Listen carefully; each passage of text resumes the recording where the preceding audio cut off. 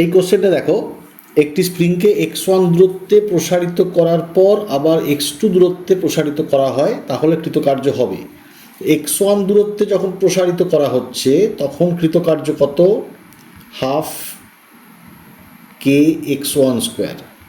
x2 দূরত্বে যখন প্রসারিত করা হচ্ছে তখন কৃতকার্য কত? হাফ কে x2 স্কোয়ার। অতএব এক্স এর মাঝের যে কার্য, অর্থাৎ x1 এর পর আবার x2 করার জন্য যে কার্য, সেটাকে আমরা বলবো W2 মাইনাস W1, অর্থাৎ হাফ কে x2 square minus x1 square, অর্থাৎ অপশান সি হলো আমাদের উত্তর। হ্যাঁ, এখানে দেখি প্রথম কোশ্চেনটা কি বলছে। গতিশক্তি সম্পন্ন একটি বস্তুকে অনুভূমিকের সঙ্গে 60 ডিগ্রি কোণ করে মাটি থেকে উপরের দিকে ছোড়া হলো। গতির সর্বোচ্চ বিন্দুতে বস্তুটির গতিশক্তি হবে। অর্থাৎ যখন আমরা 60 ডিগ্রি কোণ করে সর্বোচ্চ ছুটছি কোনো বস্তুকে, যার গতিবেগ ভি এবং প্রক্ষেপণ থিটা, সেই গতিবেগের দুটি উপাংশ আমরা পাচ্ছি, একটা ভি কস থিটা, একটা ভি সাইন থিটা। এবং আমরা জানি এই ভি কস থিটা, এই উপাংশটি এক্স অক্ষের দিকে যে উপাংশ ভি কস থিটা, এই উপাংশ কখনোই পরিবর্তিত হয় না। অর্থাৎ সর্বোচ্চ বিন্দুতেও ভি কস থিটা অপরিবর্তিত থাকবে, কিন্তু কোনো রকম ওয়াই কম্পোনেন্ট থাকে না, কেবলমাত্র এক্স কম্পোনেন্ট থাকে। অর্থাৎ যখন ছোড়া হচ্ছে বস্তুটিকে প্রক্ষেপ বিন্দুতে, আমরা পাচ্ছি প্রাথমিক গতিশক্তি হাফ এম ভি স্কোয়ার, আর সর্বোচ্চ বিন্দুতে গতিশক্তি হাফ এম ভি কস 60 স্কোয়ার, কারণ 60 ডিগ্রি কোণ করে মাটি থেকে ছোড়া হয়েছে। অর্থাৎ হাফ এম কস 60 হলো হাফ ভি বাই 2 স্কোয়ার, অর্থাৎ half M V square by 4। সুতরাং সর্বোচ্চ বিন্দুতে গতিশক্তি হলো 1/4 হাফ এম ভি স্কোয়ার, অর্থাৎ ই বাই 4, কারণ আমরা হাফ এম ভি স্কোয়ারকে বলছি ই। অর্থাৎ আমাদের অপশান হলো ডি, সঠিক উত্তরের অপশান হলো ডি।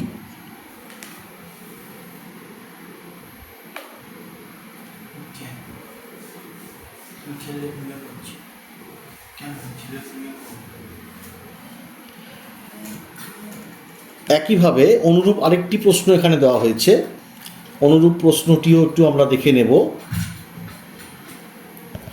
সেখানে বলছে কে গতিশক্তি সম্পন্ন একটি বস্তুকে অনুভূমিকের সাথে 45 ডিগ্রি কোণে প্রক্ষেপ করলে সর্বোচ্চ বিন্দুতে গতিশক্তি হবে।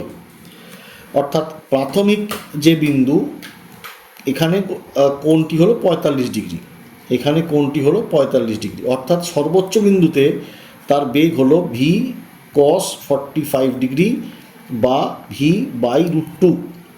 তো যখন প্রক্ষেপ বিন্দুতে তার গতিশক্তি হলো হাফ এম ভি স্কোয়ার, এটা হলো প্রক্ষেপ বিন্দুতে গতিশক্তি, এবং সর্বোচ্চ বিন্দুতে গতিশক্তি হলো half M V by √2 square, অর্থাৎ half M V square by 2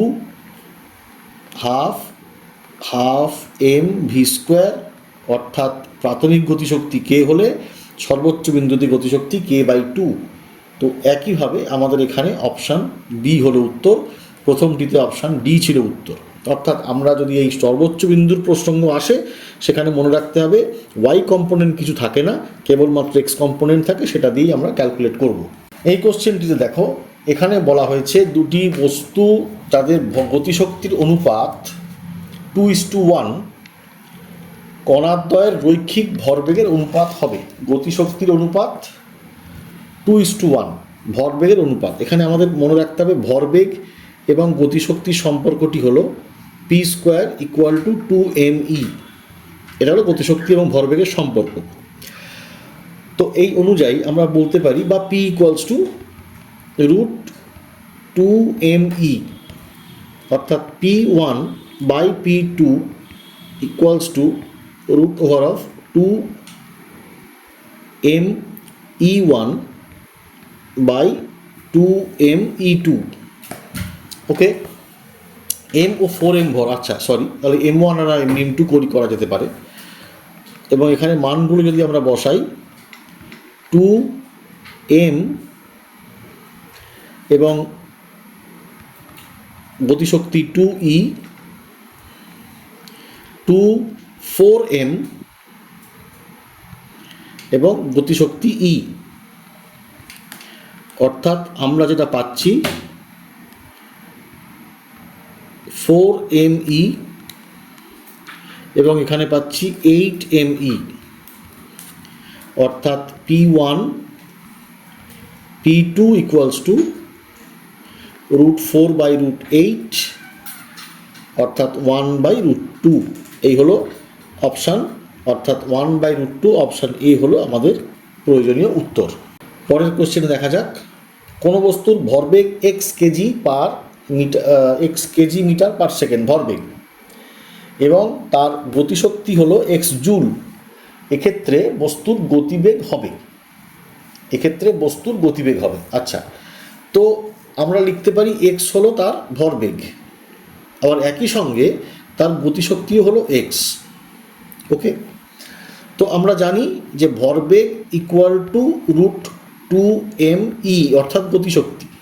তো আমরা এখানে এরকম লিখতে পারি x ইকুয়ালস টু 2mx। তো আমি যদি দুদিকে বর্গ করি x² ইকুয়ালস টু 2mx,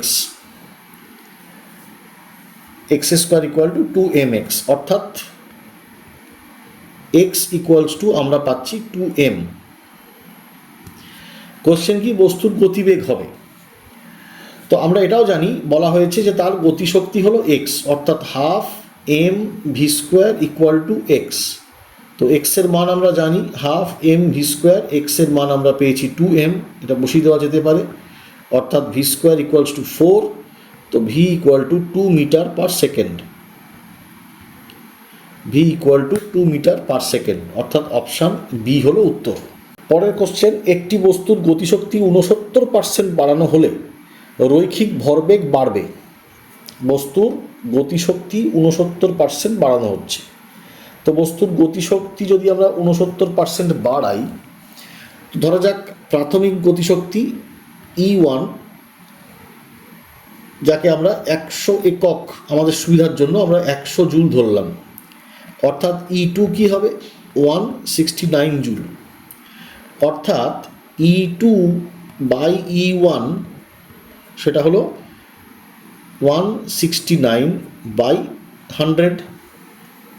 ওকে, অর্থাৎ এখান থেকে আমরা পেতে পারি half m v2² by half m v1² equals to 169/100। Half m cancel করে গেল এবং v2/v1 যেটা হবে √169/100, দ্যাট ইজ 13/10।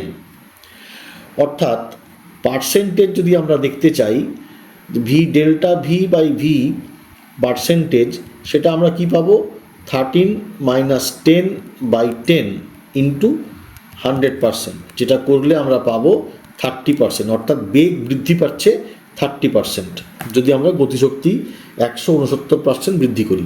পরের কোশ্চেনটা একটু দেখি, m ভরের একটি গতিশীল বস্তু u গতিবেগে 2m ভরের একটি স্থির বস্তুর সঙ্গে স্থিতিস্থাপক সংঘর্ষ ঘটায়। সংঘর্ষের পরে বস্তু দুটির বেগ যথাক্রমে v এবং ক্যাপিটাল V গতিতে চলতে থাকে। তো m ভরের বস্তুটি তার প্রাথমিক গতিশক্তির কত অংশ হারায় আর কি, সেটা আমাদের দেখতে হবে। তো আমরা জানি ফর্মুলা যেটা আছে, ফর্মুলা হলো v1 equals to m2 minus m1 by m2 plus m1 into u1 plus 2m1 u2 by m2 plus m1। এটা হলো v1 এর ফর্মুলা। v2 হলো, আমরা যদি 1গুলোকে 2 করে দিই আর 2গুলোকে 1 করে দিই, তাহলেই আমরা ফর্মুলা পেয়ে যাব, plus 2m2 u1 m1 plus m2। এবার এখানে দেখা যাচ্ছে যে u1 এর মান ইকুয়ালস টু u2 এর মান 0। এই দুটি মান যদি আমরা বসাই এবং m1 এর মান m2 এর মান 2m, এই মানগুলোকে যদি আমরা বসাই, সেখানে আমরা কি পাচ্ছি? সেখানে আমরা পাচ্ছি v1 that is small v, সেটা ইকুয়াল টু কী হবে? 2m minus m by 3m into u, অর্থাৎ ইউ বাই 3।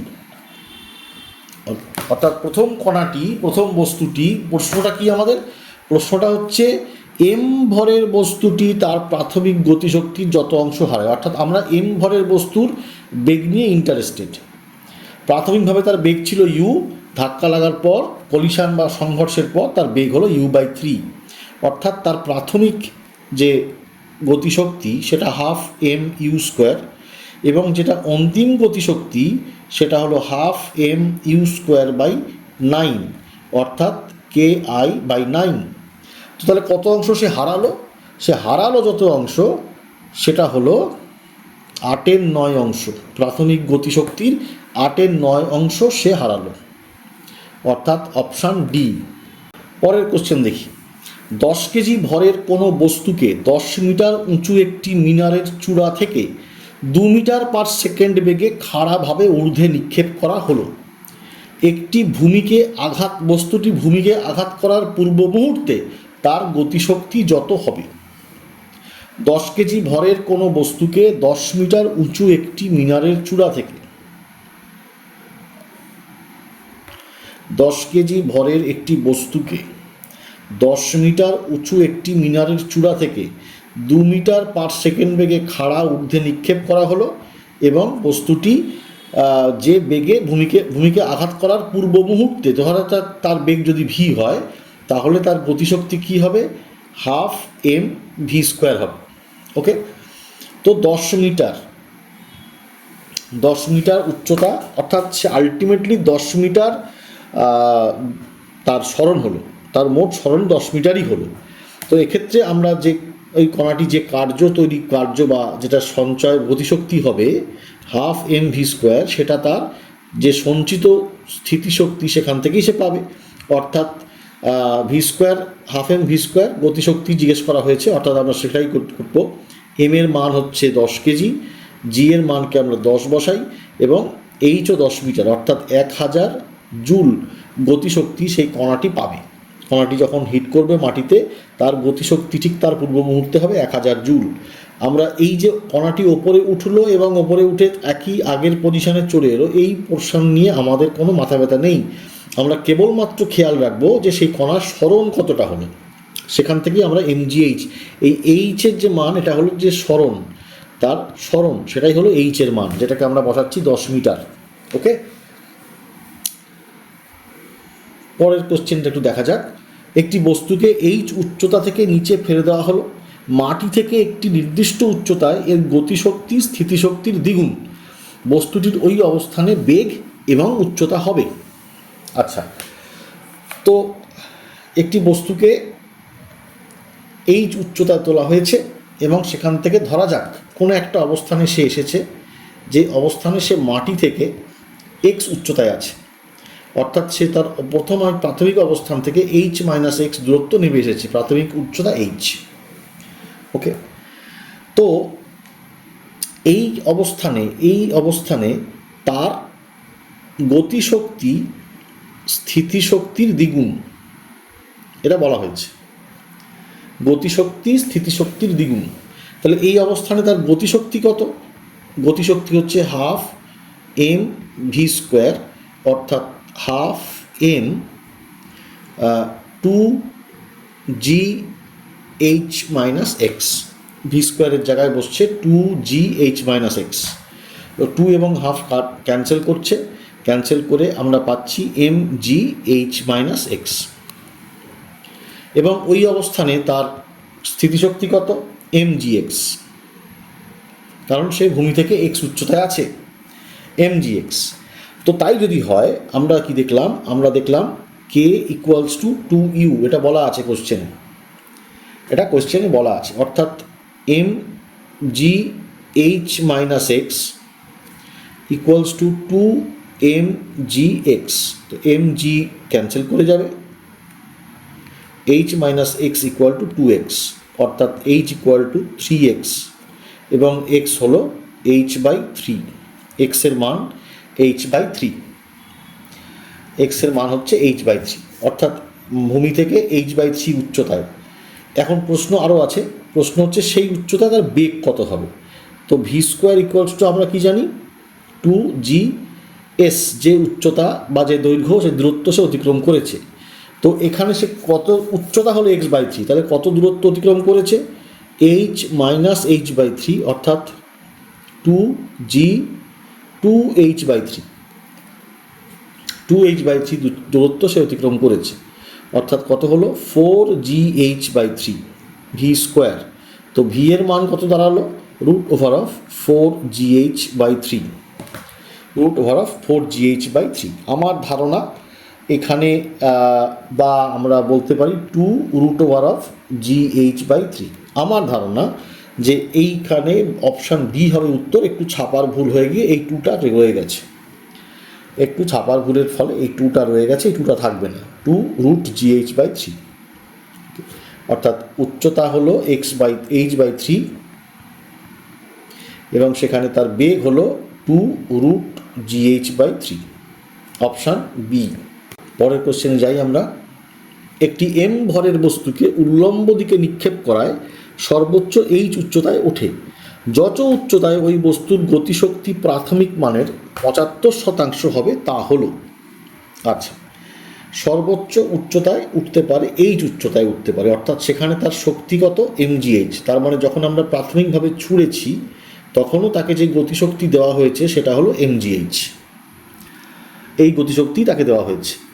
কোনো একটি উচ্চতায় এসে তার গতিশক্তির 75% খরচ হয়ে গেছে, অর্থাৎ এখন তার স্থিতিশক্তি কত, এখানে স্থিতিশক্তি কত ছিল 0, এবং এখানে এই বিন্দুতে তার মোট শক্তি কিন্তু mgh হতে হবে। mgh এর মধ্যে ইউ তাহলে কত হলো mgh মাইনাস এই বিন্দুর গতিশক্তি, এই বিন্দুর গতিশক্তি যেটা হলো সেই গতিশক্তিটি কত mgh মাইনাস 75% খরচ কমে গেছে, অর্থাৎ 75% মানের প্রাথমিক মানের 75% হবে, অর্থাৎ 3/4 mgh। এই বিন্দুতে তার গতিশক্তি প্রাথমিক মানের 75% হয়েছে, মোট শক্তি mgh, অর্থাৎ এখানে তার স্থিতিশক্তি কত সেটা আমরা দেখতে চাইছি। এখানে তার স্থিতিশক্তি হলো 1/4 mgh। তো স্থিতিশক্তি মানে যদি সে এক্স উচ্চতায় উঠে থাকে সেখানে আমরা বলবো mgx। তো mgx ইকুয়ালস টু 1/4 mgh, অর্থাৎ h/4 হলো x। তো কণাটি এখন তার মোট উচ্চতার 1/4 উচ্চতায় রয়েছে। তো আমরা এখানে কি করলাম, যখন এই ধরনের কোশ্চেন থাকবে চেষ্টা করবে স্থিতিশক্তি আগে নির্ণয় করতে, সেখান থেকে সরাসরি আমরা উচ্চতা পেয়ে যাব। পরের কোশ্চেনটা একটু দেখি। প্রাথমিকভাবে স্থির একটি বস্তু 2m ও 3m ভরের বস্তু খণ্ডে ভেঙে যায়, এদের মিলিত শক্তি হয় E, m ভরের বস্তু খণ্ডের গতিশক্তি হবে। আমার ধারণা এটা একটু ছাপার ভুল আছে, আমরা আমাদের সুবিধার জন্য এটা 2m ধরে নিলাম, 2m বা 3m যে কোনো কিছু একটা হতে পারতো, আমরা 2m ধরে নিলাম, কারণ m ভরের কোনো উল্লেখ এখানে নেই। তো প্রাথমিকভাবে যখন যে বস্তুটা স্থির ছিল, যে দুটি অংশে ভেঙে গেল, একটির মান হলো 3m, একটির ভর হলো 2m। 3m ভরের বেগ যদি আমরা ধরে নিই v1 আর 2m ভরের বেগ যদি আমরা ধরে নিই v2, যেহেতু প্রাথমিকভাবে এটি স্থির ছিল, অর্থাৎ ভরবেগের সংরক্ষণ সূত্রকে আমাদের কাজে লাগাতে হবে প্রাথমিকভাবে, এবং এদের যোগফল যেটা হবে 3m v2 ইকুয়াল টু 0, যেহেতু প্রাথমিক ভরবেগ 0 ছিল, অর্থাৎ 2m v2, আচ্ছা সরি একটু ভুল হয়েছে, 3m v1 equal to minus 3m v1, অর্থাৎ m ক্যান্সেল করো, m কেটে দিলে আমরা কি পাচ্ছি 2v2 equal to minus 3v1। আমরা মাইনাসকে নেগলেক্ট করতে পারি, আমাদের মান কেবলমাত্র মানের প্রয়োজন আছে যেহেতু গতিশক্তির কথা আসছে, অর্থাৎ মোট প্রাথমিক গতিশক্তি এখন যা হলো মিলিত 2m ভরের খণ্ডের গতিশক্তি হবে। তাহলে 3E/1, ইটা হলো প্রাথমিক গতিশক্তি, তাহলে সেই ই এর মানটাকে আমরা দেখে নিই। ই এর মান হলো half M half into 2m v2 square plus half into 3m v1 square. Okay, তো আমরা এখান থেকে যেটা বের করতে পারি, v2 ইকুয়াল টু লিখতে পারি -3v1/2, বা কেবলমাত্র মান যদি আমরা দেখি, অর্থাৎ v2 এর খালি মান আমরা দেখি, অর্থাৎ 3v1/2 এটা পেতে পারি। ঠিক আছে, 3v1/2। তো হাফ ইন্টু 2m 3v1/2 তার square plus half 3m v1 square. অতএব কী পাচ্ছি আমরা, এখানে কেটে গেল, অর্থাৎ 9/4 m v1 square plus 3/2 m v1 square, অর্থাৎ সেখান থেকে আমরা পাচ্ছি m v1 স্কোয়ার কমন নিলে 9/4 প্লাস 3/2, অর্থাৎ 15/4 m v1 স্কোয়ার। এটা হলো প্রাথমিক শক্তি m v1 square, 15/4 m v1 square. Okay, তো এইখানে তাই যদি হয়, এবারে আমাদের যে v1 গতিবেগ ফাইনালি যেটা পাওয়া গেল, তার গতিবেগ কত হলো? v1 গতিবেগের যে কণাটি, তার অন্তিম যে গতিশক্তি পাওয়া গেল, সেটা কত হলো? Half into 3m into v1 square, অর্থাৎ অন্তিম গতিশক্তি কত হলো? 3/2 m v1 স্কোয়ার। এখন এই 15/4 m v1 স্কোয়ারকে যদি আমরা বলি তাদের মোট শক্তি ই, তাহলে সেই ই এর রেসপেক্টে আমাদেরকে এই v1 বা 3m ভরের যেটা, তার গতিশক্তিকে নির্ণয় করতে হবে। তো এটা যদি তাই হয়, তো ই v1 বা ই ইন্টু 3m সেটা কত হচ্ছে? 3/2 ই v1 m v1 square. m v1 স্কোয়ারের জায়গায় আমরা লিখতে পারি 4e/15, অর্থাৎ 5 আর এখানে 2e/5, 2e/5। তো m 3m ভরের গতিশক্তি হলো 2e/5, আমরা 2m ভর ধরেছিলাম। তো 2m ভরের গতিশক্তি কি হবে? মোট যা গতিশক্তি তার থেকে যদি আমরা 3m ভরের গতিশক্তি মাইনাস করে দিই, তাহলে আমরা পাবো 2m ভরের গতিশক্তি, যেটা হবে 3e/5। অর্থাৎ যদি 2m ভরের হয় তাহলে অ্যান্সার 3e/5, যদি 3m ভরের জন্য জানতে চাওয়া হয় তাহলে 2e/5। এই কোয়েশ্চেনগুলোতে এমনি খুব বেশি কিছু নেই, শুরুটা করতে হবে ভরবেগের সংরক্ষণ সূত্র দিয়ে, এটা হচ্ছে শেখার। এইখান থেকে আমরা কি পাবো? আমরা বেগ দুটোর একটা অনুপাত পেয়ে যাব, যেটাকে আমরা কাজে লাগাবো এই গতিশক্তি নির্ণয়ের ক্ষেত্রে। এই ধরনের কোয়েশ্চেনগুলো থাকে এবং সেখানে একটু ঠান্ডা মাথায় ক্যালকুলেশনটাকে পরপর করতে হয়। পরের কোয়েশ্চেনে যাই। মোটর চালিত একটি বেল্ট 5 মিটার পার সেকেন্ড সমবেগে চলছে। 5 কেজি বালি প্রতি সেকেন্ডে বেল্টের ওপর পড়ে, তবে মোটর অতিরিক্ত কত ক্ষমতা প্রদান করবে? ঠিক আছে, তো মোটর অতিরিক্ত কত ক্ষমতা প্রদান করবে? যেটা করবে সেটা হলো দেখতে হবে যে মোট অতিরিক্ত কত কার্য করতে হচ্ছে, প্রতি সেকেন্ডে যেটা করতে হচ্ছে সেটাই হলো তার ক্ষমতা।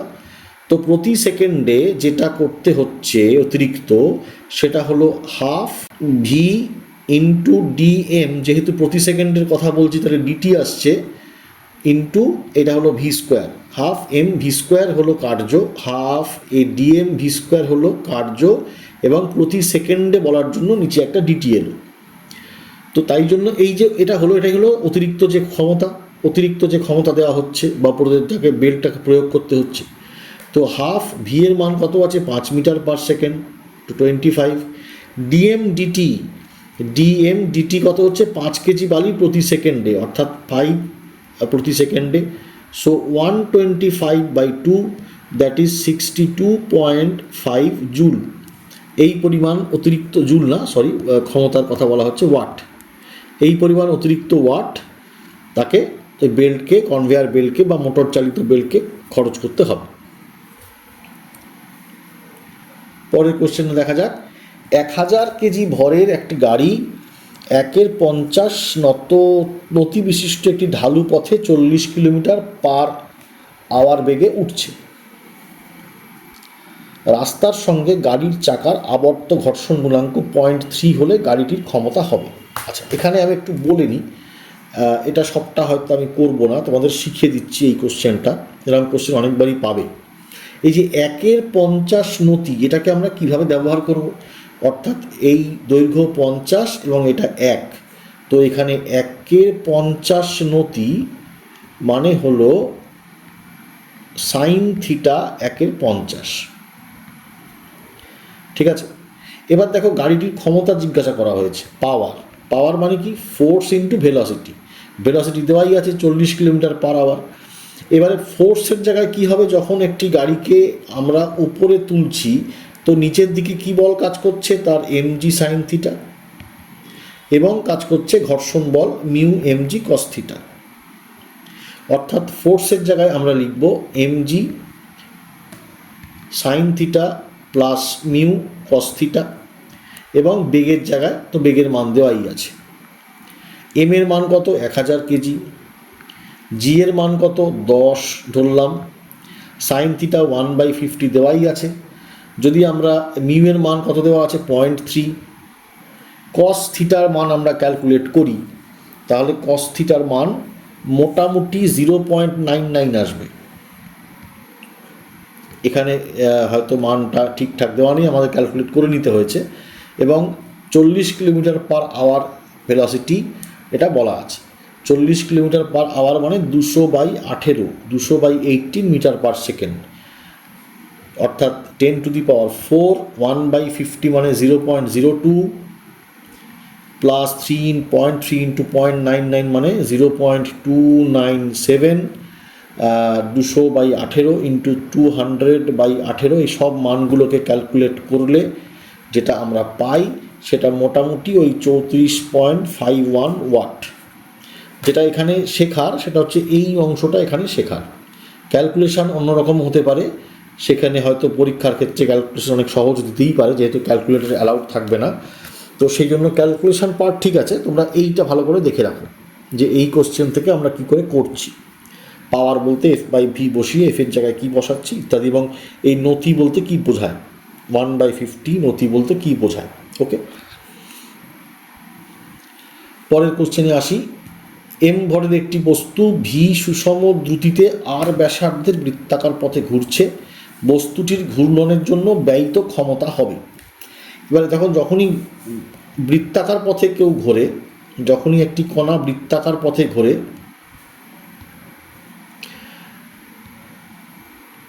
তার জন্য আবর্তনের জন্য প্রয়োজনীয় বল হচ্ছে Fc বা সেন্ট্রিপেটাল ফোর্স, এবং তার বেগ হয় এইদিকে, অর্থাৎ বেগ এবং বলের মধ্যে কোণ হলো 90 ডিগ্রি।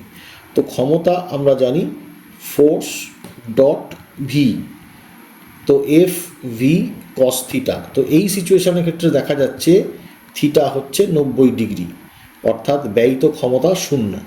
ব্যয়িত ক্ষমতা সবসময় শূন্য। পরের কোশ্চেনে যাওয়া যাক। একটি ইঞ্জিন আর ব্যাসার্ধের হোস পাইপ দিয়ে রো ঘনত্বের তরলকে তোলে।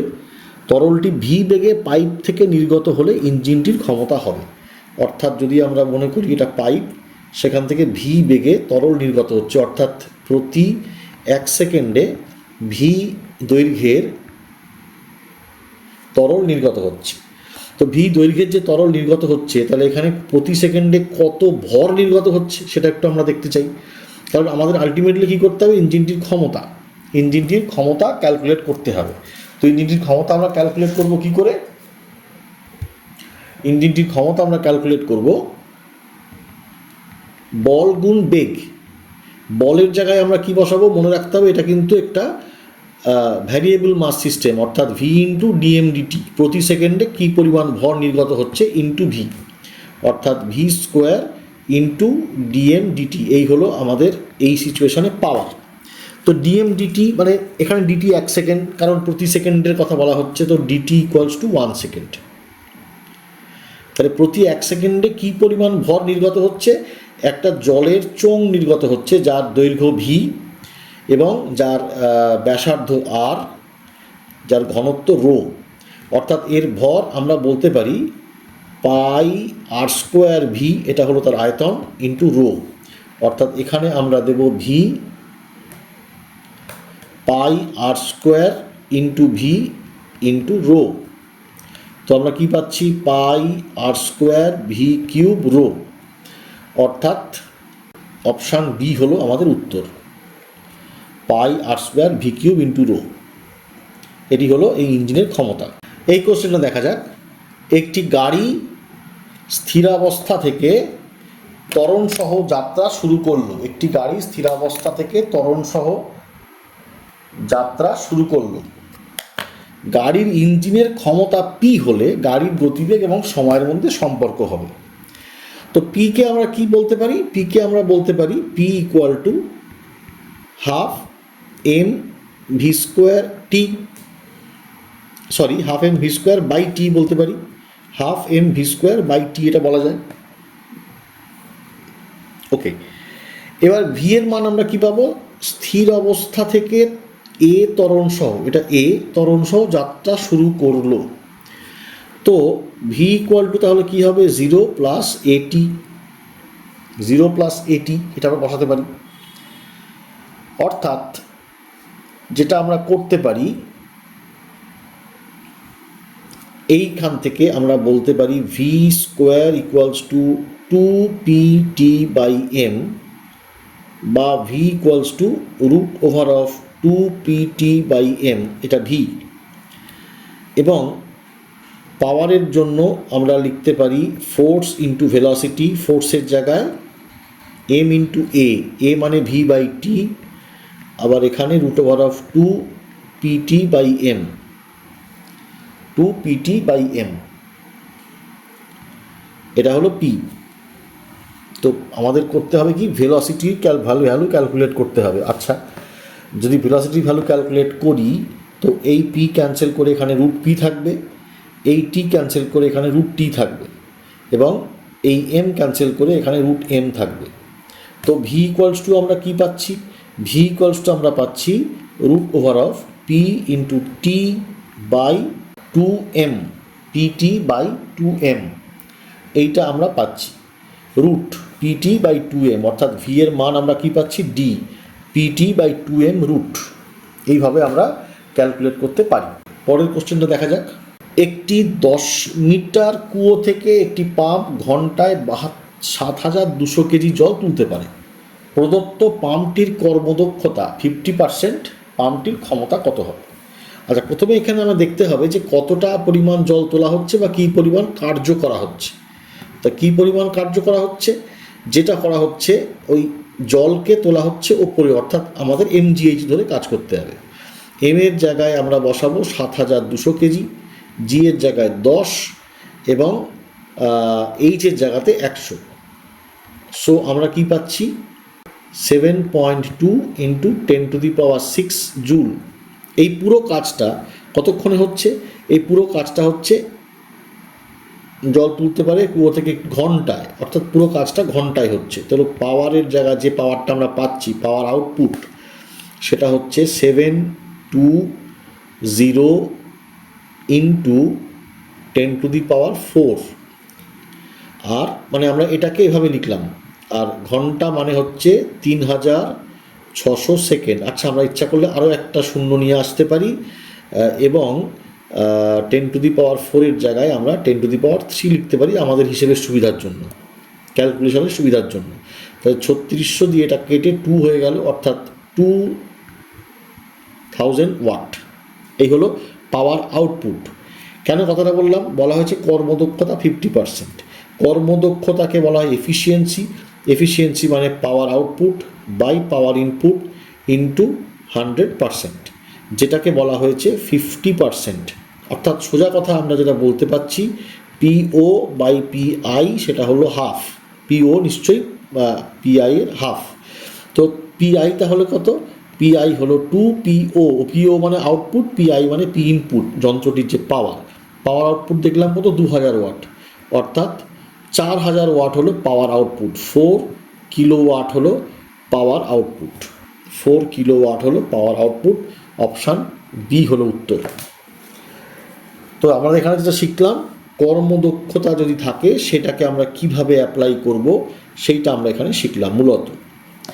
ঠিক আছে, তো মোটামুটি এই হলো কার্যক্ষমতা শক্তির ওপর বেস করে যে প্রবলেমগুলো আমরা বিভিন্ন পরীক্ষায় পাই, এবং আমার ধারণা এই কোয়েশ্চেনগুলো সবটা ক্যালকুলেশানগুলো প্র্যাকটিস করলে কোন কোয়েশ্চেনের কোন ভাষা কীভাবে ব্যবহার করছি এটা বুঝতে পারলে পরীক্ষার ক্ষেত্রেও আর কোনো সমস্যা হবে না। তোমরা এটা খুব ভালো করে প্র্যাকটিস করো। আগেও যেমন বললাম, ওয়ার্ক ফর এনার্জি খুবই গুরুত্বপূর্ণ একটা চ্যাপ্টার, কারণ এই চ্যাপ্টারে সমস্ত রকম ধারণাই, ফ্রিকশান, মোশন, ফোর্স দেখতেই পাচ্ছ, ভেক্টর সবই এখানে মিক্স করা যায়। এই জন্য এই ধরনের কোশ্চেন খুবই বেশি আসে। তোমরা এটা খুব ভালো করে প্র্যাকটিস করো, আমাদের নিশ্চয়ই পরীক্ষা খুব ভালো হবে। All the best.